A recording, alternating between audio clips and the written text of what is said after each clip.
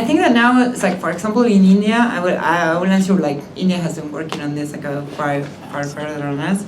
They are working with the government.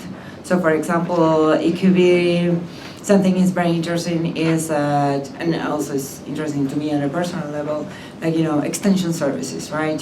How we can like access and like there is so much that one extensionist can do. And unfortunately in developing countries we have like one extensionist every 3,000 farmers, right? So we work together with the government, we align the recommendations with the government, which that's something I didn't mention but it's super important. There are many organizations that are giving recommendations. It's super important that when we work, and it's important for us, that all our recommendations are aligned with local recommendations. And so, if not, we are like confusing farmers, right? So in India, for example, we are working with the government, strengthening their extension services. We are working with contracting farmers, contracting companies, right? So for example, sugarcane cotton companies, right? They have all these input package, all this contracting. Okay, why the company is doing that is because they're expecting the farmers reach certain yields, right? So if they reach certain yields, then they will have like better income for the farmers, but also like you keep like your production volume. So they do care about having really good extension services that work, that are based on data. So that's one of the business models.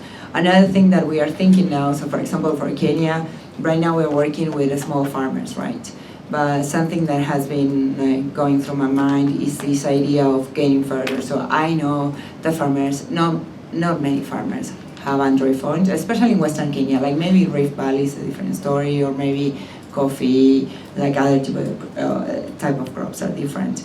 But one of the things that we are working towards is to have to develop a tool for extensionists, right? Imagine this wall is coming, okay? It's not there, so I don't want to make any promise. It takes me a lot of time, but right now we are thinking about this tool where the agriculture extensionists can enter the data from the farmer and then send a recommendation, right? Or one of the ideas for the Q&A system is actually develop a library of common problems and at the same time trying to get the impact of different solutions. So we can say, like, we were talking during lunchtime with Jane from Agra, and she was saying, yes, like farmers complain about having yellow leaves.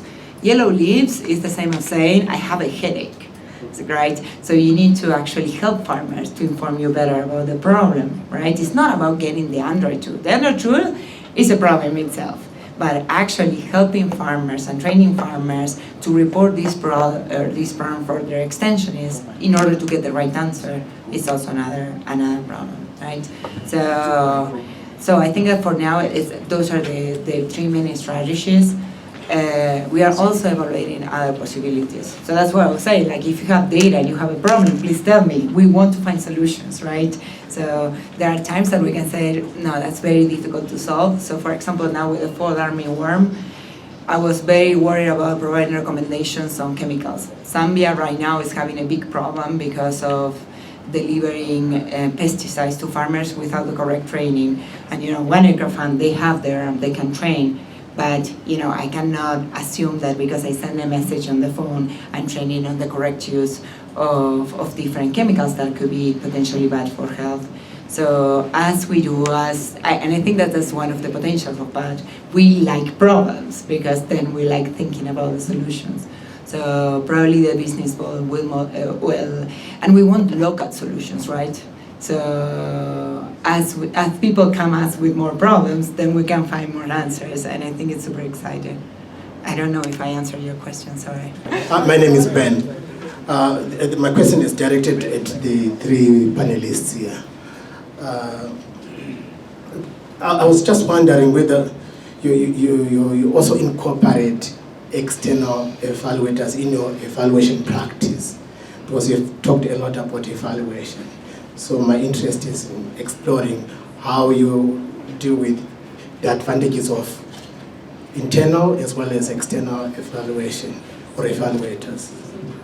I'm sorry, evaluators in some cases. So usually we think about how much rigor we want to have for the evaluation. We think about the scope and the size of the project to determine whether we think it's worth going to an external source as well. So it's not too often that we do it, but we definitely do it for our larger projects and where we think we want extra validity to the results. Thank you.